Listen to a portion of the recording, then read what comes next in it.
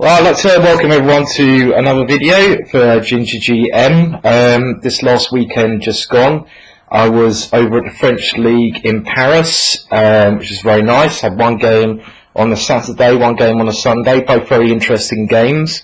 On the Saturday, I was playing against V.Eingorn. I might have pronounced that wrong, but a strong Grandmaster, I think maybe from Germany originally, about 2560 rating. I had the black pieces. His name is spelled E-I-N-G-O-R-N. And it was an interesting Dutch defence, and a system I haven't actually had before. So I thought it'd be worth taking a look at this game. And well, we'll try to keep you up to date with most of the Dutch games I do have. I got a very interesting position. I expect I was doing quite well, but the game pieced out to a draw in the end. Now, just to keep you guys up to date with the progress that's going on, the ebook is very, very nearly done. At last, I know a lot of you are saying. It's taken a long time to do. We're actually at the moment looking into releasing it as a PDF. Be about 200 pages long on the website. For those of you who bought the DVD through the website, you still get this PDF for free, and there'll be a price to anyone else who bought the DVD from another website.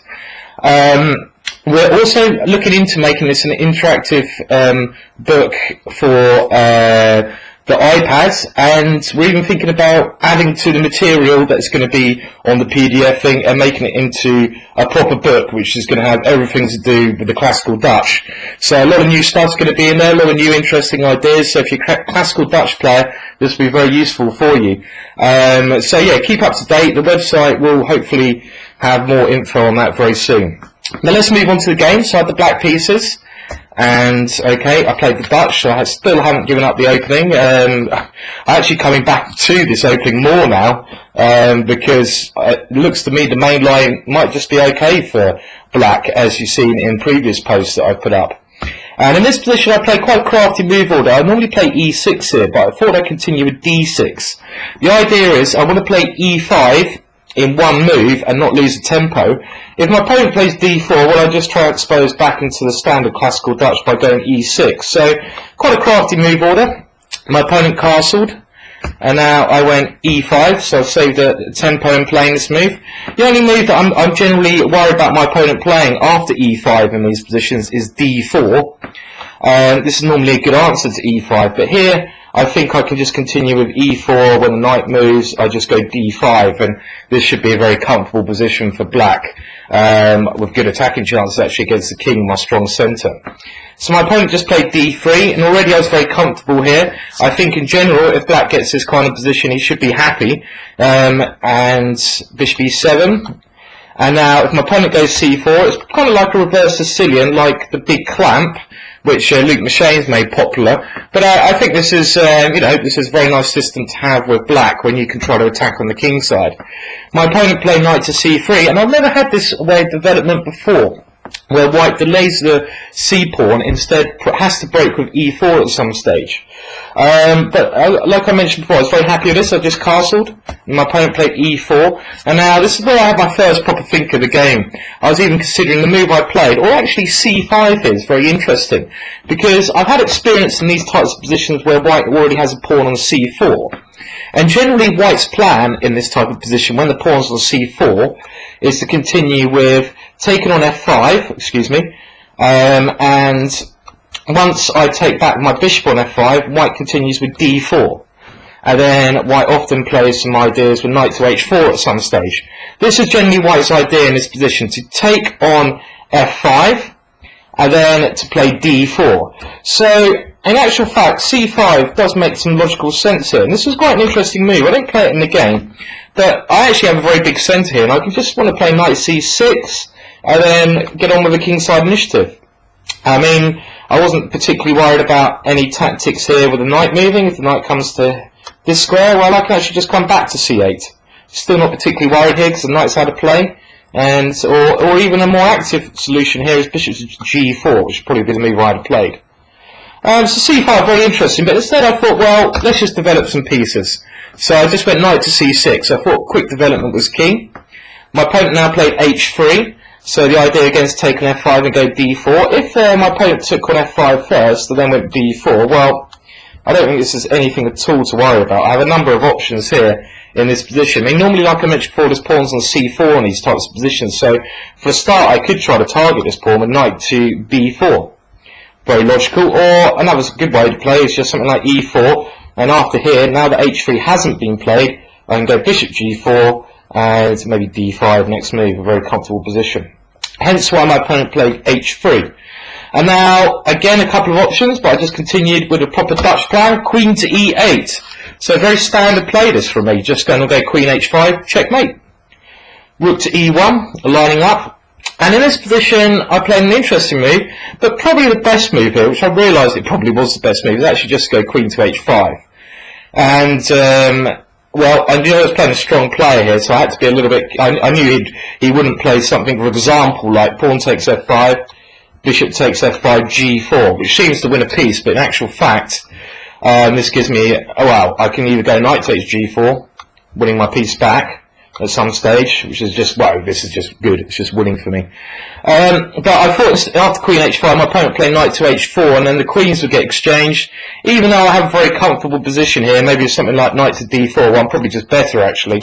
I wanted to avoid a queen exchange in this game, I was in a more aggressive mood. That's a surprise, eh? So I went pawn to f4, sacrificing a pawn, which I thought was very interesting. Typical idea in these types of positions. My opponent now took this pawn, otherwise I'm doing very well. Good queen to h5 is coming next move, if he doesn't take the pawn. Or even I can consider queen g6s. And now he grabbed this pawn. I play knight to h5. The bishop dropped back to g3, so I'm pawn down, but I have a nice initiative here. And then my idea here, a very good idea, knight to e5. And I was quite confident around here. All my pieces are coming towards the king side. I have ideas of taking everything, taking h3, sometimes even knight g6 and knight to f4. And I have a good initiative here. Now, if he takes on e5 and wins another pawn, well, I was even considering rook takes f2 here, with bishop h4 and queen takes e5 to follow. And I thought I had a pretty decent play on the dark squares. But I think a better move after this bishop takes e5 was the immediate bishop to h4. And there's something like bishop to d4, I was just going to play queen g6. And even though he's 2 pawns up, I thought he was in a lot of trouble here. Because, look at his king side, I have knight to f4 coming, bishop takes h3, I have all my pieces attacking. So this has got to be extremely dangerous for him. So instead my opponent played knight to d5, bishop to d8, and now he played what I consider probably to be quite a good plan. If he tries to hold on to his extra pawn, he's going to be in a serious trouble. So he actually just played d4, and now we had a massive exchanges on the king side.